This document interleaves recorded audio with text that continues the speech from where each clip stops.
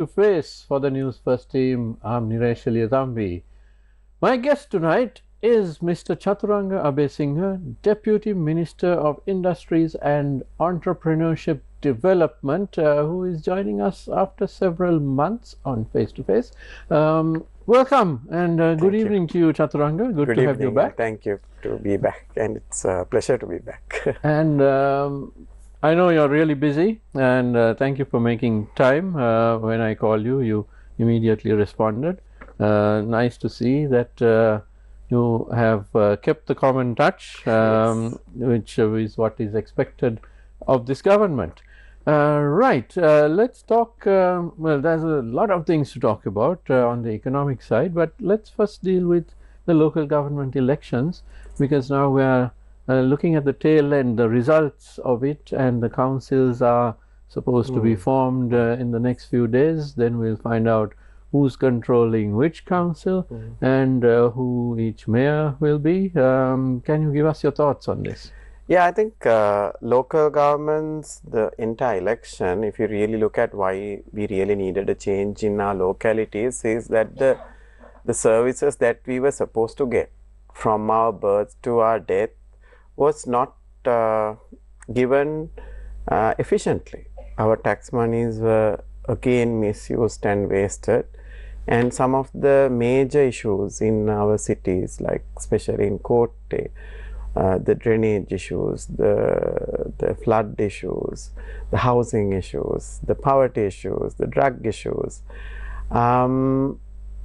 well, was not managed for the last many years. So that is why people anyway wanted a change, not only in Colombo but across. So I think people have responded clearly, saying we don't need the same people who ruled us in local, need to have a new team. So that's why people have chosen and given a very clear indication who should govern. Yes, we have to understand only 152 local councils we have the majority power, and others we do have a mandate for us to set it up. So I think as a party we have very clearly said that we will set up where we have won. We will not go to force anybody or do anything different where the opposition has won, where the people have given a clear mandate. When people have clearly given a mandate to NPP, we will establish. But we all know that the election system is always favoring the minor. That is how the local government should be, because you need to have voices from various parties and groups. So the election system is made in a way that nobody will get a super majority. So I think whilst understanding that we as a party, which we didn't had any authority with power for the past 65 years, I mean even Kotte we had 3 members who are in the opposition, right? And now we have 3,900 politicians on the ground. So that's very big for a party like us, and because whatever we gained over the past few years was without having any of those structures and no politics on the ground. And now we do have, so we are very happy with the results in that sense. But we do understand that some of the people who did vote for us did not go to this particular election, which is natural in a local election, and the same enthusiasm to change the system was not there in the local election. That is also understandable. And there is also a message given to us as a party to say, you guys need to be more engaged. I think that's very well heard. But it has dismantled the opposition very badly. We can see it on a daily basis, because the politics that we were used to as children and adults, even for longest time, cannot sustain without power and money. So what you see now is that, so when you have limited power and money, or limited power, they don't have consensus. They can't come into consensus. That is what you see in SJB, because that political culture is what brought our country down, because you are not driving a mission, you are not driving a vision, You are in a party just because you need something. Now in our party, if someone says Chathuranga next election, best is for you to run SOE or something like that because we trust you, yeah, okay, right? But that is for the larger goal. But other parties, they can't agree. You see the senior politicians taking on each other openly, saying I was not part of this decision, I don't know about it. I think now people can clearly distinguish. They have given the power to a right team who has a greater vision and a purpose, and we are very keen to deliver the goods. Now, that's excellent to hear. Your party is keen to deliver the goods. Now, you will have 150 or 200 or whatever number of councils, which will be which the NPP will have the majority and will have the mayor and so on. Right.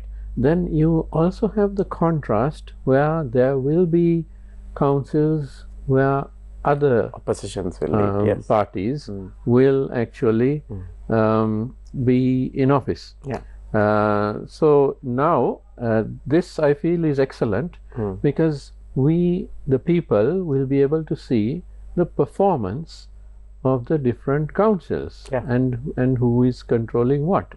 So in that sense, does the NPP have a plan for how to take these councils forward?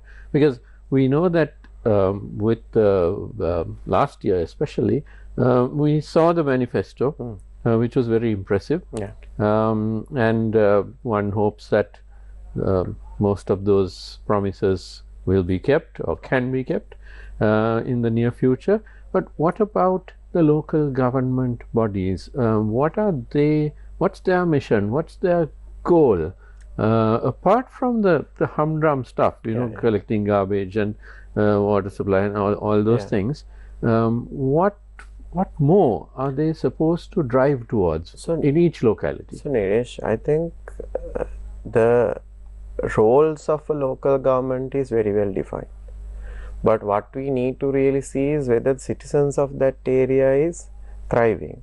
They are having the better life. They are having a better lifestyle and progressing, right? I think that's the mandate that we have, from ensuring that the minimum basics are fulfilled in terms of water, sanitation, and stuff, to see how we can elevate poverty. Now I'm very much referring to my electorate. So we have 2,000 families who are getting aswasum. So with having all this power, if we can't bring it down by half by end of 5 years, we are a failure. And we have issues with drug addiction. And if we can't find a mechanism to take our youth into productive work and entrepreneurship, we are a failure. We have 1,200 families which doesn't have a house in court. If we can't bring that down to 200, 300, we are a failure. So likewise, every city has their fundamentals that need to be fixed. And again, then what about the development? I had the chance of living in Liverpool, UK for 1 year in 1994. So morning you get the milk and the paper, and 7:15 you get the garbage truck and you just have to put it into that green bin and they will take it. This is my young age, what I saw. We walk up to the road, you have a timetable, your bus comes on time. We go to school, we come back walking with no parents, and we used to buy anything on the side because that's safe. Now that, and the schools, the primary schools, were at the standard where today maybe Colombo International and Visual is in. This is in 1994. So that livelihood, living standards is what we have missed for 30 years. So a council is supposed to give people that. So there's a lot of things to do. So one thing that we need to identify is there's autonomy where you can collect taxes and you can deliver. Now in Kotte we have a 2.3 billion revenue. wonders you can do if we didn't waste for the last few years. That's a lot of money. That is a lot of money. And apart from that, you have the central government also giving development funds for that particular area. So you need to have a common plan. And in that common plan, what development activities will the council take? What development activities will the central government take? You need to agree and work together. Now, Colombo, Kotte, Kaduwela, Maharagama, the garbage problem we can't solve. So you need a central environmental authority and related organizations to help us there. The drug issue, we may not be able to solve 100% on the ground. So you need the narcotics and the central government to play a role. We want to build Kotte as a tourist destination. That maybe Kotte municipal can't do. And we need good buses, good transportation system in that small city. We might not be able to do it as the municipality, but we need the transportation board to do it. So likewise, so there is a particular basic role, a development role, and a collaborative role. So I think those are the three things that we will see going forward, especially the councils governed by NPP. And I think we have to be happy with the change that you did in September 21st. The other councils will not also be corrupted. Why? We have enough in the opposition from NPP, and we have functioning Siabog, functioning other bribery related, corruption related entities are now functioning very fast. So if anything happens in a council, it's all out now. Early our council members kept crying, shouting, writing to paper, talking, in court about the Janajaya city, Janaraja city, that city, this city, the level of waste. But there was no investigation. Now we have a very strong system. So I think even the council went to other parties, it will be a good council. Well, yes, that is food for thought indeed, because we see an increasing number of politicians, ministers, deputy ministers of the past regimes who are now facing the music. Yeah. And the reason, I think, is because the bribery commission, the CID, they are all able to I think every operate. week 5 people go to jail from government employees. I just checked the records last 2-3 weeks. Siabog is going guns blazing. I think that's a very strong entity that we should protect and support. Oh, absolutely. I remember when Siabog was set up, it was the brainchild of Professor G.L. Piris way back when, more than 30 years ago. I think we had good laws because we had good people, but never implemented.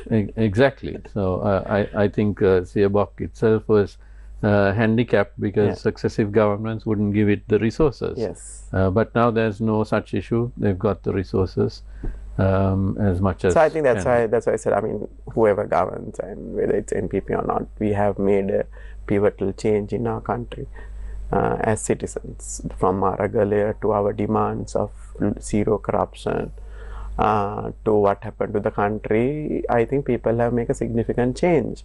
And we will benefit, our children will benefit out of this. Now let's talk about the greater Colombo area, because it's not just the city of Colombo, which is the CMC. Yeah. You have Kotte, Kaduwela, the Hivela, Wattala, all that. It's not even greater Colombo, it is Colombo and the urban areas. So it's pretty much one area, although it's under different similar problems, I would say. Yes, similar problems. So is there any methodology to have these councils work together?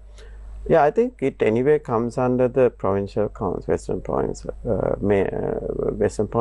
right. Jurisdiction, and the development plans are built already for each of these. So I think the council's duty will mostly focus on sustaining the livelihoods of the people, where the development will basically come from the central government.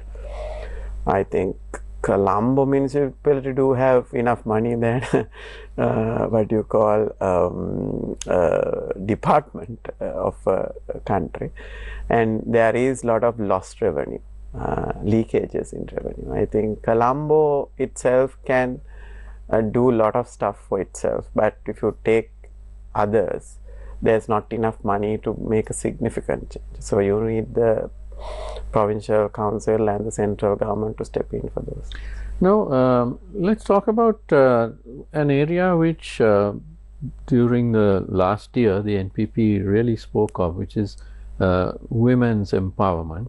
However, this year we haven't heard a lot about it, but now with the councils being set up, I understand that a large number of councillors are women, and including several mayors. Would you like to comment on this? Yeah, I think this is a difficult piece for a country like us. You see the level of hate on our parliament members just because they are female. I mean, there is hate against us, but you take it to another level. And with that, committing for politics, leaving behind your children, I mean, you know, you can't manage it easily, and your family expectations, it's a very tough role for a female to get in. So we've created an conducive environment within the party so that the females are now willing to, women are willing to come into politics with NPP. So with the quota, I think obviously there is anywhere 20% in the councils. What we are trying to do is to see whether we could give leadership to places we can. So either the mayor or the deputy mayor or heads of certain, you can create certain councils within, like to look at health, look at education, to empower them as much as possible. So that's the party's view, because we need more female leaders in the next general election. So this is the breeding ground for next Chaturangas, next Rai Balthazar, next Kaushalya Ariyaratne, next Lakmalis are now coming in. So you need to keep that piece open. So that 20% really should contest the general elections, I think. And of course, those NPP members who have any ambitions to enter parliament now need to perform in those councils. Now it's, I think it will be a better team. I think President spoke to us, all of us, 2 days ago, or yesterday basically, and he basically said the growth of a nation is the novelty. People who will come and take challenge as youngsters, and not about the same team running the show forever. So we are looking at long run, we are looking at about 20-30 years of a change. So after us, after Anuras, Lals, Vijitas, there need to be another team, and there need to be another team. So we need to keep building, and these leaders will come from, not from age perspective, I'm saying. These leaders will come through our councils. Now Arosha has been there for 20 years in our council. Now he has opportunity to prove himself. That's Kotte. That's Kotte, right? And I think Rai has a brilliant opportunity in Colombo to do probably a role more than a minister, right?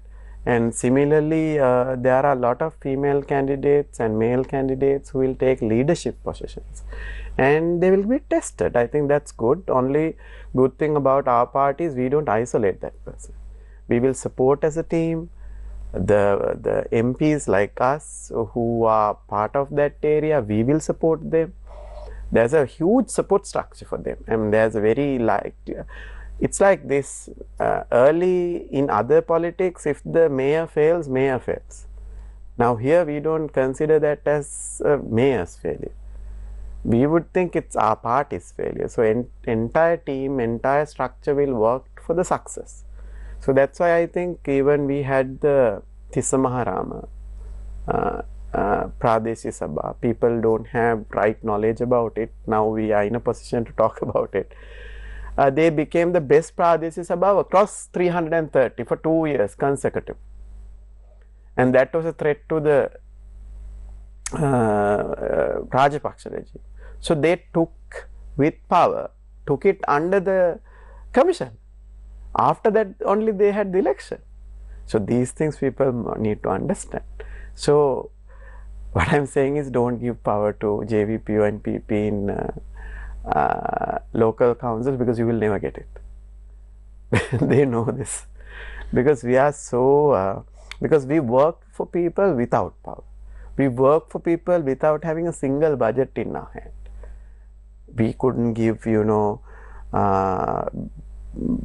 goods and liquor and those things, but when people need someone to help, we were there.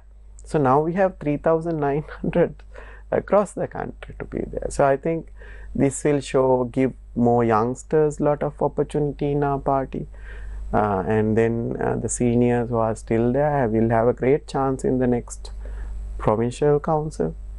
We need another lot there, and then I think as a party we are very happy with what the structures have given us as opportunity. You just mentioned the provincial councils.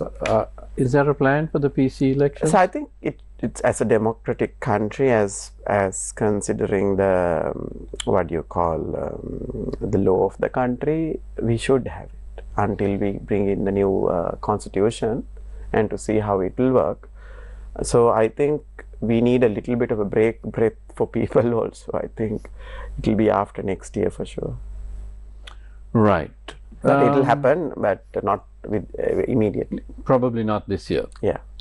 Right. Now, the metamorphosis of the NPP, as you noted, you know, just 8 months ago, 3 members in Parliament. Now you have 150 there. 159 there, and but even more than that, you know, nearly 4,000, all of whom are representatives of the people. Yes. But now the NPP has always been a very cohesive unit. Most parties, you know, the different councils will do whatever they feel like. It's individualistic. Exactly. Now, how has the NPP dealt with this massive change now, going from 3 to nearly 4,000? So I think, I mean, if you go back to 3 to 4,000 is a window of opportunity we took, and we were ready for it since 2019. We made the policies, we got the teams, and we got new people in, we got different clusters to engage with us. We were ready for this, where other parties did not do their homework. They didn't have a plan, they didn't have a leadership, they didn't have a policy, they didn't have a structure. So obviously, because we were organized, we won the election. And where does this cohesiveness comes, Niresh, is nobody joins our party for a personal gain. But we have been telling this, no, people are still trying to figure out how this. Now, for myself, I have achieved what professionally one could achieve in this country. I joined after that. Harini Amarasuriya would have achieved her dreams in terms of professionally and all that, and she decided, you know, now is to fix the country. There's opportunity. We have come. Harshana Nanakkar is the same. But people from JVP, they have decided from their young age, 30 years, 20 years, committed for a cause. So in that sense, it's quite easy for us to agree on a common goal. So that's where this cohesiveness comes. But if you see the SJB today fighting and losing face, because such political cultures like the SJB, the SLPP and the UNP, they were always driven by individuals, power and money. The reason for them to come to politics was power and money, for their family and for their kings of generation. And when power is lost, you see the real face now. Because when there's limited power, there's fight. I'll give you one single example where this turning point of NPP, since you asked. When people think parliamentary member seat is a very powerful position, so when you fight and you do all that and you get 3 and only 1 from national list, and NPP decides to give it to Harini Amarasuriya in 2019. If it was another party, would such opportunity be locker for a female educated candidate? No. Simply no. So today why people are fighting, why people are giving up, I don't want to be the organizer. What the hell they are talking about? You organize, you would have organized, I mean, we would expect someone to organize some area, I mean, Chathuranga to organize Kotte is to the betterment of the Kotte people. Now, SJB organizers are giving their organizationship up because they are not happy with the leadership's decision. So this is enough for people to think that the old politics is over. There might be shortcomings of us, but this is the party that we need to strengthen and help to move forward, because end goal is very clear for us. We have to get $12 billion on the kitty. Right, as reserves. So then by discouraging us, by humiliating us, by shouting at us, nothing's going to happen, because obviously the other political parties are no more. For them to be little take another 10 years, right? So we need to support NPP now and we'll work together. We are not genius in everything, right?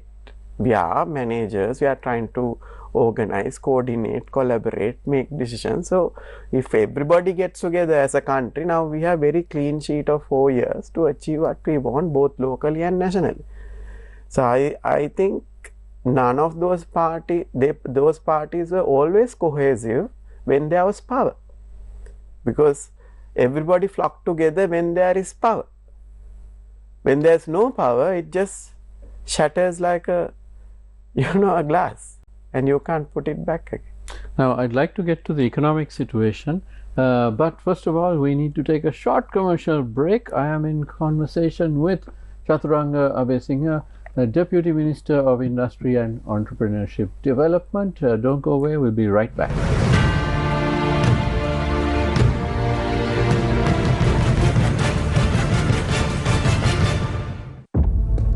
Test cricket.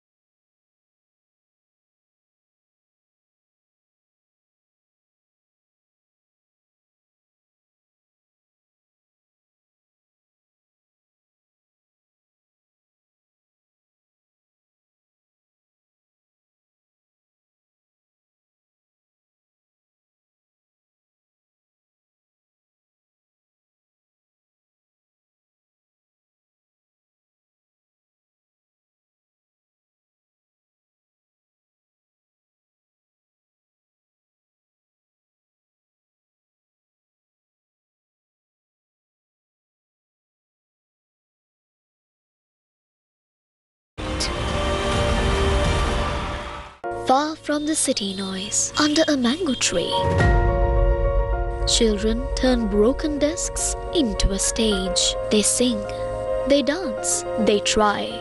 No bright lights, no big crowds, just a small school and big dreams. Change is coming. An open-air stage for the Chathuranga Primary School. Gamatha, for the people, by the people.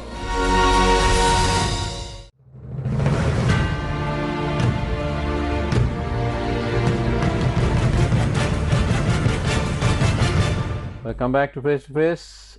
I'm in conversation with Chathuranga Abeysinghe, Deputy Minister of Industries and Entrepreneurship Development. Now, Chathuranga, let's talk about the economy.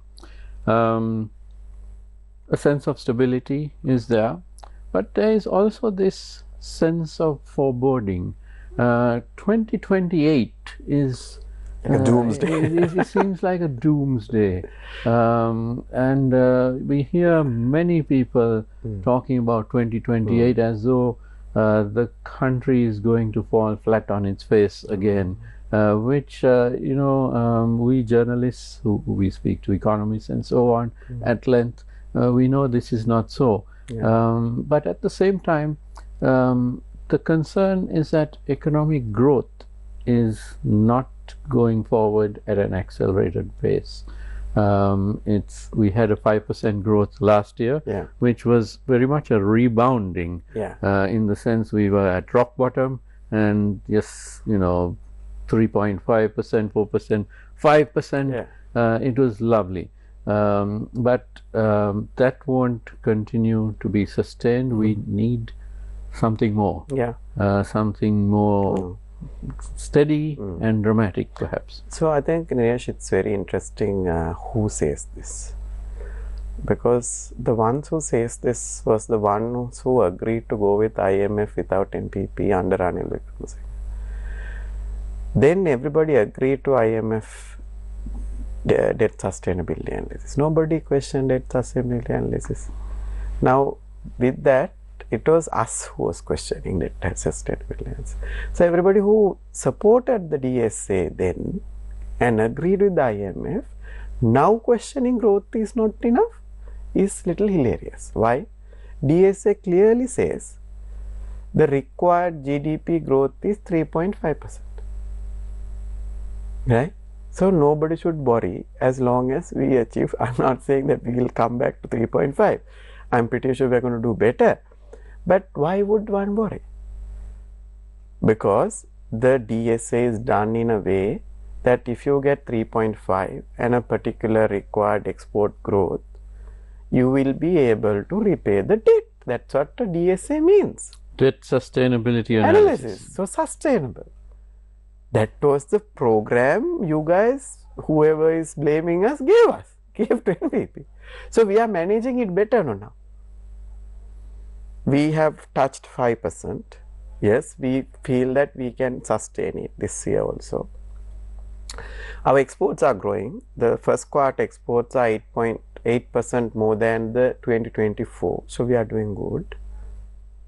Private credit is growing at a 20% or 15 to 20%. We are good. Exchange rate is stable. Inflation is stable. Interest rates are stable. We are doing good. And BOI is flowing in investments, already 600 million secured projects after September, right? I don't know why we should worry, rather we should all help to make it better, right? Because this government was able to give a budget which is still being within the parameters of IMF to have a positive 2.3 balance, whilst spending on the required people, the Aswasuma, the elderly, the children, the most vulnerable, ensuring right investments go to right places like technology, like ports, like north, like central, like east, and allowing a 1.3 trillion capital expenditure within next 7 months, which is already happening now, which is about another 5 billion worth of rupees, for 5 billion worth of dollars is pumped into the market. So market is going to boom based on the expansionary measures that we are taking. So I think there is nothing to worry as such, because we have to look at the indicators. Indicators are going in the right direction. What we need to worry is about the external shocks that we are getting. Now, external shocks, Chathuranga, the Donald Trump tariffs. Yes. It's something the whole world has had to deal with. Yeah. But of course, different countries are in different positions of power or weakness to negotiate, yes. When they go to negotiate. Obviously, the larger economies are in a stronger position. Yeah. We, on the other hand, are a small economy, relatively speaking, and we don't have much leverage with the US. Yeah. And of course, it is a major market, especially for 3 our billion market. For our and also potential apparels. to grow. Yes. So how do we get around this? And now let's look at worst case scenario. The tariffs Stays as it is. are implemented. Yeah. Is that going to be a major impact on our economy, on our GDP growth? Yeah, I think the tariff, if it remains the same, it will be a major blow, especially for apparel sector and rubber sector, tea sector, some of our electronics, because then we won't be competitive compared to other countries who negotiate better. The other piece is that some of our vendors already has agreed to gain share or the loss share, so they are taking a hit as well.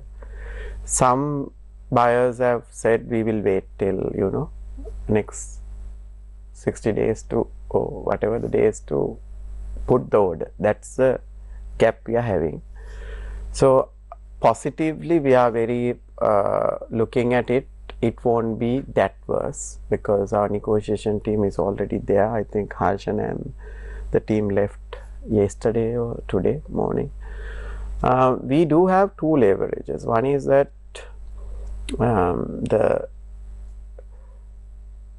we can agree to certain terms, that kind of a bilateral agreement with US, because it won't hurt anyone else, because we can agree to see the possibility of purchasing some of the US supplies if it's at the right cost for us.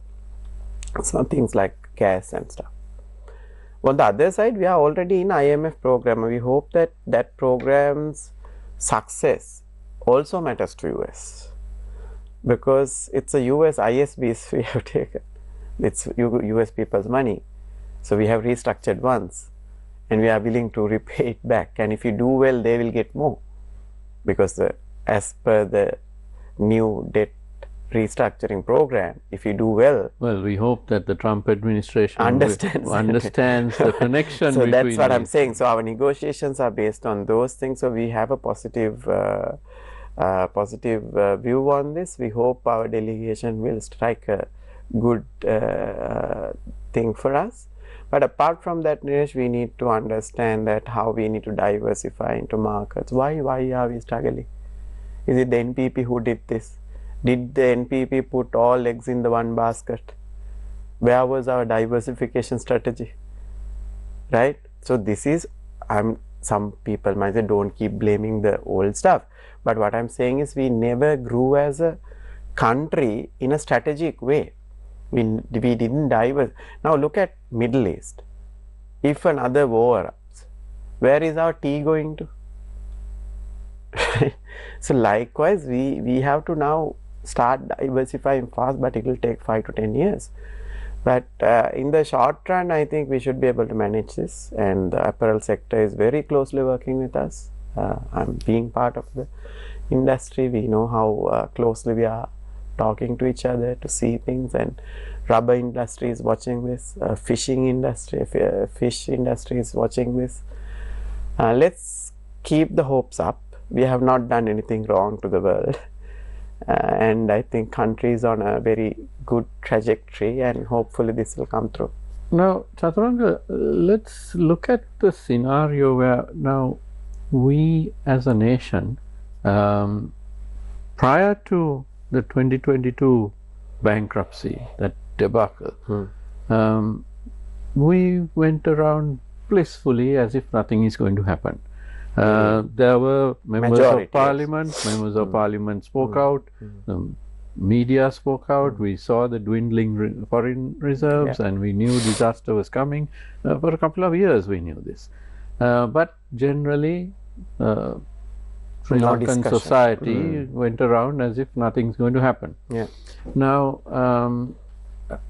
right now, the country, yes, it is on a stable footing, but we do need to be careful as a society, as a nation. What is it that the government expects of the people? So Dinesh, I think the equation is very clear. So one is that while the government try to bring in technology, improve efficiency, reduce cost, eradicate corruption, as a whole, we need to start exporting more. As a whole, we need to start generating more service revenue. As a whole, we need to improve our direct remittances. As a whole, we need to improve our tourism industry. So whatever that touches exports, we need to work very hard to grow it.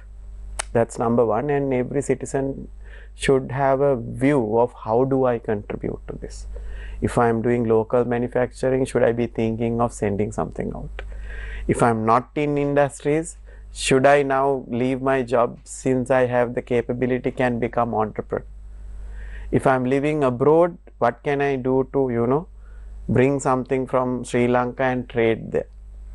So there is, if you take every individual, every capacity or the capability has a role, and if you are a professional, what can I sell out? Can I do a YouTube videos and sell it out? Can I do platform business from here and make some revenue for our country? I think everybody has to come to that, who are capable has to come to that mindset from that angle. And also I think it's not a government directive, but we also need to be very careful in what do we spend. If anything that imports, if you are spending on something that is unnecessary, or if I can wait for few years to consume, I should watch and see how the country is doing. I mean, that as a citizen, there's a responsibility. Just because you have money, you can spend dollars.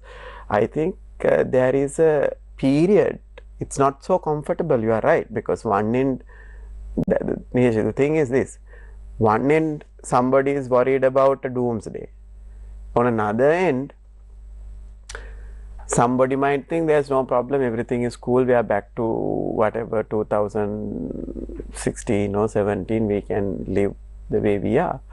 But it's not the case. The government is working hard, government officials are working hard, people who are producing are working hard to improve. So citizens also have a moral responsibility to be part of it. No, I'm glad you mentioned that moral responsibility, because as we were discussing before the program, I saw this advertisement online for a car in Sri Lanka, newly imported, for 500 million rupees.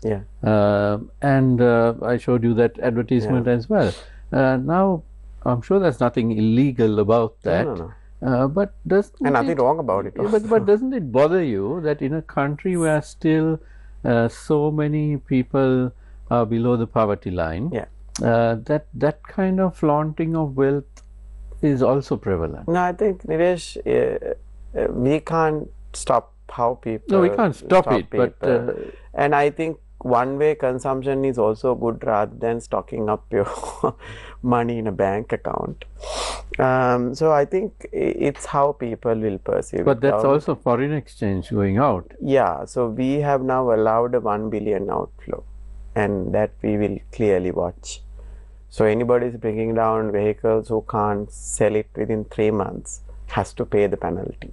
That's how it's structured. So every month, every week you delay, you pay more. So you're paying the government more. But I think it's a controlled openness we have. Whilst we have opened up everything for vehicles, it's a $1 billion outflow. So I think consumption patterns and lavish expenditure is to the knowledge and the mindset of that people where the government can't put controls over. But I think general public should talk about it, not the government. Absolutely. I'm afraid we're almost out of time, but one final question. Now, in the past, we have had local councils for decades. Right. But when our politicians got elected to the councils, after that, you couldn't approach them, you couldn't find them. Yeah. If you call them on their number, they don't pick it up. Yeah. If you go to their offices, there's a bunch of goons who will say that the boss is busy and so on, or he's not even there in the council, he's supposedly in Colombo meeting with the government. These are all the excuses. And even if you go and knock on his or her door, you're not let in. So there was very little connection between the people and the councillors. Now that the NPP has nearly 4,000 councillors, how is it going to work? Can we still call our councillor and will they pick it up? And can we knock on their door? I'm picking up. So I think what it is basically you will see the difference because of that didn't happen. That's why people changed. So it's a learning for us. And our councillors doesn't have anything else to do than doing politics. They don't have personal businesses to run. They don't have other political projects to look after. They don't have a reason to fight among each other for the next ticket of that electorate. Well, so I think there will be more time and more space. It will be more connected. We will have a good structure from council to our Kottasa Sabhas to people engagement. There will be citizens councils, a different type. Yeah, I mean there will be a lot of places to engage and people like us. Every third Saturday we are on the electorate. So public day is on. Excellent. Excellent. Well, I'm afraid we have run out of time. My thanks to Chathuranga Abeysinghe, the Deputy Minister, for being with us this evening. Thank you, Chathuranga, and hope to have you once again very soon. And thank you to you at home for watching. Don't go away because the news is coming up next. Have a great evening.